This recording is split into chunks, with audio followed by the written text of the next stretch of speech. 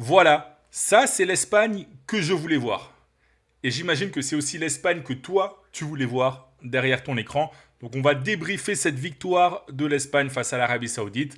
Donc pour commencer, je vais te faire quelques petites réflexions personnelles, voilà, quelques analyses, te dire ce que j'ai aimé, ce que j'ai un peu moins aimé. Et ensuite, on va voir ensemble ce qui se dit en Espagne, voilà, dans les médias. Donc comme d'habitude, tu connais la chanson. Prends tes petites pipasses, prends tes bonbons, prends ta petite boisson, voilà, pour être à l'aise. Like, abonne-toi et on est parti. Alors pour commencer, de la même façon qu'après le match nul face au Cap Vert, je ne faisais pas de constat catastrophiste. Voilà, je criais pas c'est la crise, l'Espagne va être nulle lors de cette Coupe du Monde. Et bien là aujourd'hui, je vais quand même pas céder à l'enflammade totale. C'est pas parce que l'Espagne a gagné 4-0 aujourd'hui que l'Espagne est redevenue le grand favori, que l'Espagne va rouler sur la Coupe du Monde. Non. Il y a plusieurs choses que j'ai bien aimées. On a retrouvé d'abord cette verticalité. Voilà, je pense que Dani Olmo a beaucoup joué dans, dans ce jeu plus direct, avec plus de différences qui ont été faites entre les lignes. J'ai beaucoup aimé Dani Olmo. L'apport des latéraux aussi, voilà, Pedro Porro à droite pour l'instant, c'est plus convaincant que Llorente. Cucurella, toujours aussi bon. Voilà, donc les dédoublements des latéraux, très importants. Donc voilà, on a retrouvé un jeu plus direct. Alors c'est vrai que l'Arabie Saoudite a défendu assez haut, ça m'a un peu surpris même. Donc forcément, ça aide aussi, voilà, on va pas se mentir, le Cap Vert jouait beaucoup plus bas. Mais en tout cas, j'ai revu une Espagne plus agressive, plus conquérante, qui avait vraiment envie de faire mal à l'adversaire. Voilà, une Espagne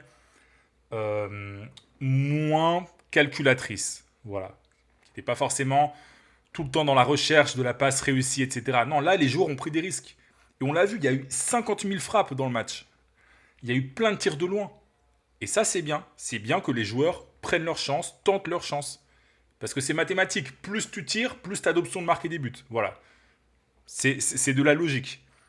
Et là, j'ai bien aimé voilà, tous ces tirs aux abords de la surface.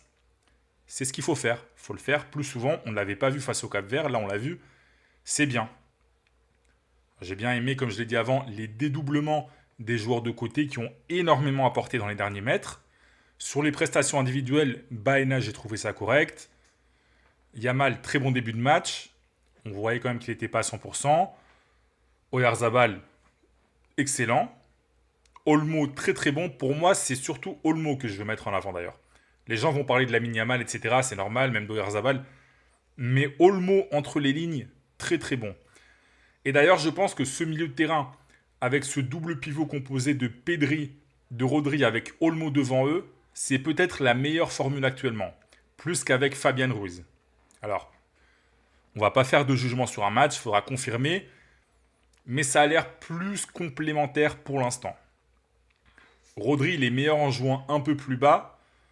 Parce que là, en fait, quand il joue un peu plus haut, dans le rôle qu'a Dani Olmo, Rodri, il est moins à l'aise. Rodri, il aime pas trop avoir le ballon dos au but, etc. Dans les petits espaces, il est bon. Mais Olmo, c'est autre chose. Dans ce registre-là, attention, Pedri, excellent, etc. Je ne dis pas qu'Olmo est un meilleur joueur que Pedri. Mais dans ce registre, je préfère largement Olmo à Pedri. Donc voilà. Animation offensive, plus que satisfaisante. Défensivement, c'est difficile de juger. Et c'est ça qui m'inquiète un peu, c'est que sur ces deux matchs, l'Espagne n'a pas été exigée défensivement. L'Espagne n'a pas eu de situation où l'adversaire avait un temps fort avec plusieurs occasions qui sont succédées. Les adversaires ont très peu attaqué, ont été très peu dangereux.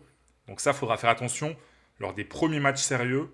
Quand tu n'as pas été habitué à avoir un peu d'adversité offensive en face, ça peut faire mal quand elle va arriver. Mais voilà. Globalement, je suis satisfait. Voilà. Si je devais mettre une note, je mettrais un 7 sur 10. Un 7 sur 10 à la rencontre. Voilà. 7 sur 10 de l'Espagne. Voilà. Franchement, satisfait. Maintenant, ce qu'on va voir, qu'en pense la presse espagnole? Parce que là, la presse espagnole, ces derniers jours, c'était vraiment là, c'était, surtout après le match nul, dans les heures qui ont suivi, c'était, oh, c'est la catastrophe. Donc on va voir. Donc je vous ai sélectionné quelques petits articles avec notamment Marca qui évoque l'Espagne qui déclenche une vague de football. Voilà, avec une première demi-heure impeccable. Un Oyarzabal, comment je pourrais traduire stellar? C'est genre stellaire. Ça se dit pas en français, je crois. Donc on va dire spectaculaire. Voilà, je pense que vous comprenez. Un Lamine Yamal récupéré, la sélection espagnole valide la révolution de La Fuente. Donc De La Fuente, effectivement, qui avait fait pas mal de changements par rapport au premier match. Voilà, au premier match, il y avait eu Ferran Torres qui avait été titularisé. On avait eu Gavi côté gauche, ça n'avait pas bien marché. Llorente à droite, Fabian Ruiz était titulaire aussi. Donc là, il y a eu plusieurs changements. Et effectivement, ça a porté ses fruits. Donc voilà, c'est aussi à prendre en compte et à mettre, à créditer Luis de la Fuente d'avoir su remettre certaines choses en question plutôt que de s'obstiner. Donc voilà, après on a les articles, les paragraphes, pardon, qui en sens, voilà, Oyarzabal, avec là des notes du match qui sont calculées sur le volet purement statistique. Donc voilà, Rodri meilleur joueur, Oyarzabal, Lamine Yamal, Pedri, Olmo. Voilà, c'est le top 5. Mais ça, ce sont des notes qui se basent uniquement sur le volet statistique. On va d'ailleurs justement voir les notes qui ont été faites par un vrai journaliste. Là, c'est plus intéressant selon moi. Et on va voir si on est d'accord ou pas. Unai Simon, 6,5, note finale. Bon, difficile à juger, il n'a rien eu à faire. Pedro Porro, 7,5. Ça me semble cohérent. J'ai énormément apprécié son match. Et en plus de ça, on sentait qu'il n'y avait pas encore les automatismes avec Lamine Yamal, qui n'était pas à 100% physiquement d'ailleurs. Donc quand Lamine Yamal sera à 100%, que Pedro Porro aura trouvé quelques automatismes avec lui, ça va être encore plus intéressant. Donc voilà, pour l'instant, je valide. Koubarsi 8, Laporte 8. Bon, les défenseurs centraux qui n'ont pas eu grand-chose à faire, mais voilà, avec le ballon, ils ont été bons dans la relance, etc. Ça me semble bien. Cucurella 8, ça me semble cohérent aussi. Rodri, ils ne lui ont pas mis de note finale. Ils ont dû oublier. Bah, ils l'ont mis 7 à la mi-temps. 7 sur 10 à la mi-temps, mais ils n'ont pas mis de note finale. Et ben on va rester sur un 7. Voilà. Je l'ai trouvé un petit peu lent parfois quand même. Hein. Quand il devait se retourner avec le ballon, quand il devait prendre des décisions, peut-être un peu plus lent que d'habitude. Mais bon, voilà. Pedri 7,5. Je baisserai un petit peu quand même. Je baisserai à 7. Voilà. Olmo 8. Ok.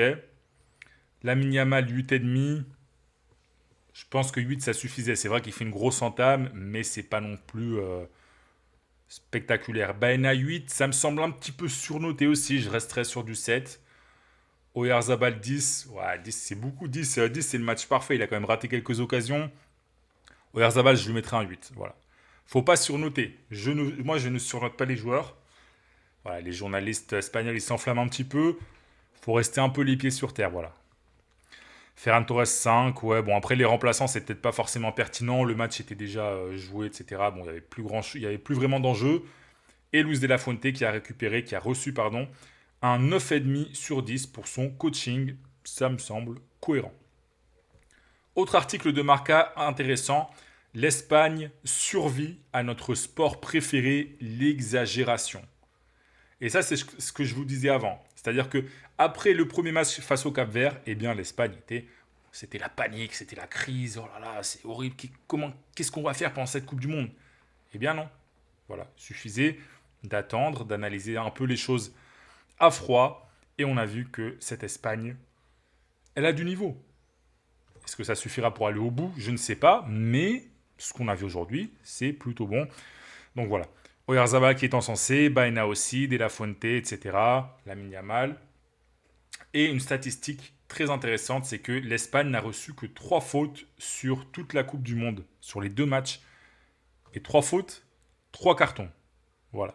Comment interpréter cette statistique, comment l'analyser, je ne sais pas. Voilà, je vous laisse faire dans les commentaires. On va enchaîner sur des articles, voilà. As qui explique ça, oui, enfin, ça c'est vraiment l'Espagne, on pourrait traduire ça comme ça, voilà. Esta sí es España. Donc, ça c'est l'Espagne qu'on aime, la vraie Espagne on va dire. Donc voilà, après, bon, je ne vais pas vous faire le résumé parce que voilà, vous avez vu le match. On a plus ou moins tout dit. Voilà, un article d'opinion de José Félix Diaz, le rédacteur en chef de AS, sur Oyarzabal, qui avait quand même été un peu critiqué. En Espagne, il y a beaucoup de gens qui le prennent un peu de haut, voilà, qui pensent que c'est pas forcément un super attaquant. Il joue à la Real Sociedad en plus, qui n'est pas non plus un top club. En plus, à la base, c'est un ailier et en club, il joue encore souvent sur l'aile.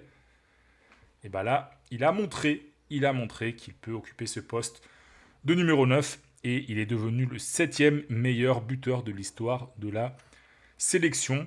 Et on va terminer cette vidéo par les déclarations de La Fuente. Alors, je ne les ai pas lues, j'ai ouvert l'article, mais justement, j'ai fait exprès de ne pas les lire, comme ça, on va découvrir ça ensemble. Donc, alors, je ne vais pas tout vous lire non plus.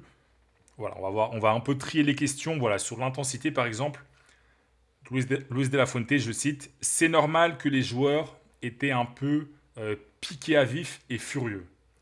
Personne n'apprécie qu'on mette en doute sa professionnalité, ses capacités ou son travail. Cette réaction est logique, mais ce qu'on a fait, ce n'est pas différent à des choses qu'on a déjà fait par le passé. C'est exactement la même chose. On voulait taper sur la table, nous revendiquer, revendiquer notre niveau et donner de la continuité à un travail et un projet qu'on élabore depuis un moment. Et voilà, et surtout récupérer des sensations en vue du prochain match qui va être bien différent et dur. Voilà. L'Espagne va jouer face à l'Uruguay. Luis de La Fuente qui nous dit qu'il a apprécié l'intensité, le rythme et la circulation du ballon. Et effectivement, c'est vrai que le ballon est allé assez vite, mais je pense que l'Espagne peut encore faire mieux. Ça, c'est moi qui le dis, c'est pas De La Fuente. Voilà, on va voir ce qu'il a parlé. Oui, Lamine Yamal. Alors, vous avez vu qu'il a été remplacé à la pause. Bonne décision, sage décision.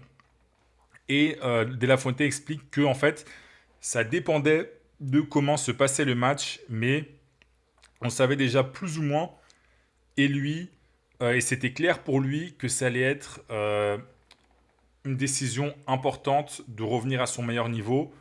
Il explique qu'il est prêt pour terminer les matchs et qu'en gros, comment expliquer ça? J'ai pas envie de faire une mauvaise traduction parce qu'après vous allez dire que De La Fuente il est arrogant ou il a dit des trucs pas bien. Non. En gros, il a expliqué que c'est bien de laisser Lamine Yamal un peu sur sa faim. Voilà, de le frustrer un petit peu pour qu'il arrive avec encore plus de hargne pour le prochain match. Parce que Lamine Yamal, en gros, il voulait sûrement jouer tout le match, mais De La Fuente, il a été intelligent. Il l'a fait sortir évidemment pour le préserver physiquement, mais aussi pour que Lamine Yamal arrive avec encore plus de motivation et d'envie de prouver lors du prochain match. Voilà, c'est un peu ce qu'il a voulu dire De La Fuente. Désolé si c'est un peu confus, mais voilà. Je pense que tu as compris mon propos. En tout cas, je suis satisfait. Si tu es supporter de l'Espagne, j'imagine que tu es satisfait. C'est un match intéressant à suivre. On va voir contre l'Uruguay. Ça va être à 2h du matin, heure française. Je pense que je vous ferai quand même une vidéo, voilà, à 4h du matin. Alors, je gueulerai pas trop parce que sinon, ma chère et tendre épouse risque de pas être contente. Donc voilà, je parlerai peut-être un petit peu plus bas. Mais voilà, je pense qu'il y aura une vidéo. Donc voilà, écoute, si tu veux être au courant de toute l'actu du foot espagnol, de la sélection, like, abonne-toi, active la petite cloche et reste très attentif parce qu'il va y avoir plein de nouvelles vidéos dans les prochains jours.